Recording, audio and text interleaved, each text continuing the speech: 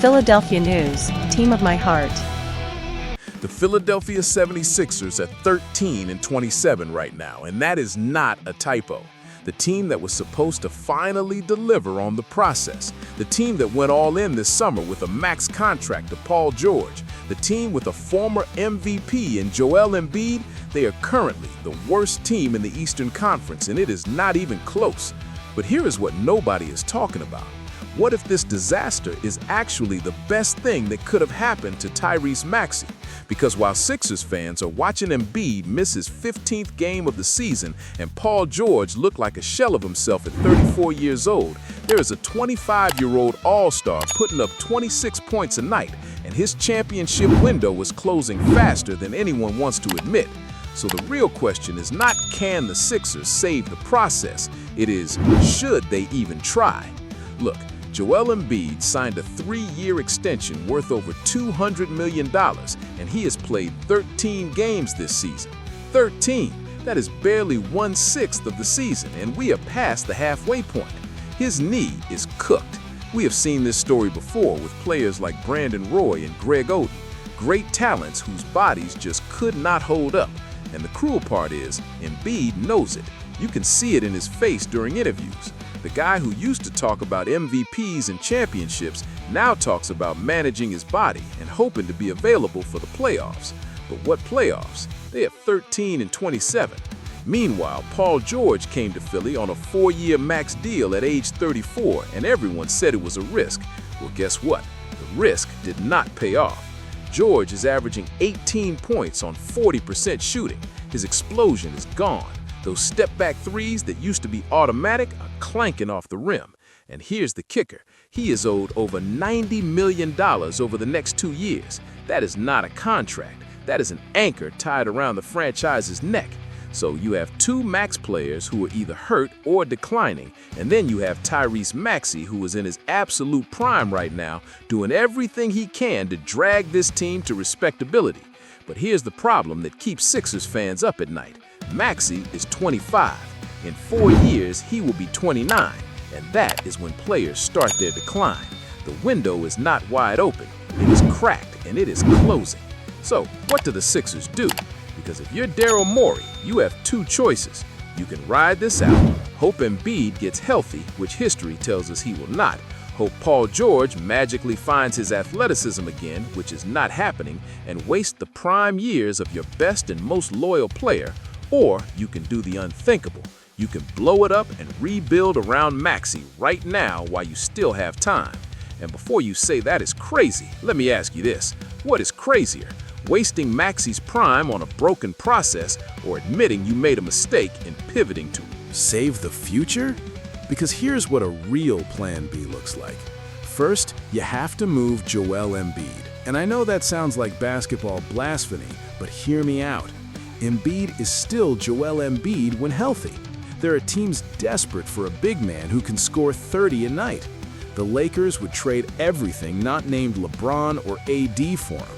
The Clippers need a replacement for their aging core. Even the Heat, who always think they're one piece away, would be interested. So you package Embiid to a contender, you eat some salary if you have to, and you get back picks and young players.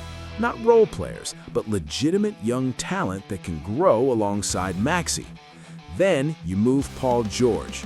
This one is trickier because his contract is rough, but there are teams that would take a chance. The Warriors need scoring. The Mavericks could use another wing. You are not getting equal value back, but you are getting off the contract, and that matters more. You take back expiring deals, you take back a future first-round pick, whatever it takes to get flexibility. And suddenly, you have cap space, you have draft capital, and you have Tyrese Maxey as your franchise cornerstone. Now here is where it gets interesting. The Sixers already have young talent that people are sleeping on. VJ Edgecombe was the number 9 pick, and scouts are saying he could be special. The kid has defensive instincts that remind people of a young Kawhi Leonard. He's raw, but the ceiling is massive.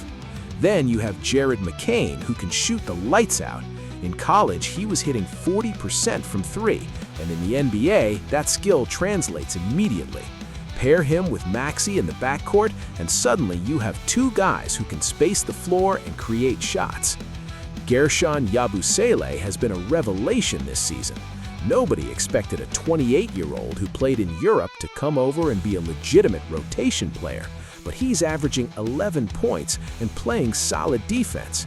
He's not a star, but he's exactly the kind of guy you want around young players. Veteran presence without the massive contract. And here's the beautiful part. If you move Embiid and George, you can actually build a team designed for how basketball is played in 2026. Pace and space, multiple playmakers, switchable defenders, and a superstar point guard running the show. You know what that sounds like? The Oklahoma City Thunder. 3 years ago, OKC traded Paul George and started over. Everyone said they were tanking. Now they have the best record in the West with Shai Gilgeous-Alexander and a bunch of young dogs who play their hearts out every night. Or look at the Spurs. They moved on from their aging core, built around young talent, and now they have Victor Wembanyama and a bright future. The Sixers could do the same thing, but with one massive advantage.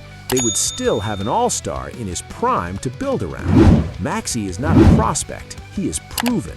He averaged 26 points and 7 assists this season. He made the All-Star team. He is the guy.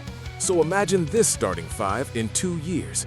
Maxey at point guard, a drafted shooting guard who can defend, VJ Edgecombe at the 3 playing lockdown defense, a stretch 4 you get in free agency with all that cap space, and a young athletic center who can run the floor. That team is fast, that team can shoot, and that team is built to compete for the next 7 years, not just hoping to make the playoffs if everyone stays healthy. But you know what the hardest part of all this is? The Sixers would have to admit the process failed. Not the original process with Sam Hinkie, that actually worked. They got Embiid, they got draft picks, they built assets. But the second process, the one where they convinced themselves that if they just surrounded Embiid with enough talent they could win, that failed. And admitting failure is hard, especially for a front office that went all in. Daryl Morey traded for James Harden, signed Paul George, gave Embiid a mega extension, all betting that this core could win a championship. But sometimes in basketball and in life, you have to know when to cut your losses. You have to know when the dream is dead and a new dream needs to be born. And here is the thing that should terrify Sixers fans. Every year they wait is a year of Maxey's prime that is gone forever. He is not going to be 25 and explosive and healthy forever. Father Time is undefeated. So if you are sitting there as a Sixers fan, watching Embiid in street clothes again, watching Paul George brick another open 3, watching Maxey do everything he can to keep this team competitive, you have to ask yourself what you really want. Do you want loyalty to players who cannot stay on the court, or do you want to see your team actually compete for a championship? Because right now, the Sixers are stuck in the worst place an NBA team can be. Too good to get a high draft pick, but way too bad to make the playoffs. They are in basketball purgatory, but they do not have to stay there. They have a lifeline, and his name is Tyrese Maxey. So yes, the Philadelphia 76ers might have to do the unthinkable. They might have to trade Joel Embiid, move Paul George, and start completely over. But if they do it right, if they build around Maxey with young talent and draft picks and financial flexibility, this disaster of a season could actually be the beginning of something special. The process might be dead, but Plan B could be even better. Let me know in the comments if you think the Sixers should blow it up or if I'm completely insane. And if you want more videos breaking down the biggest trades and moves in the NBA, hit that subscribe button because we're just getting started. Trust the Plan B.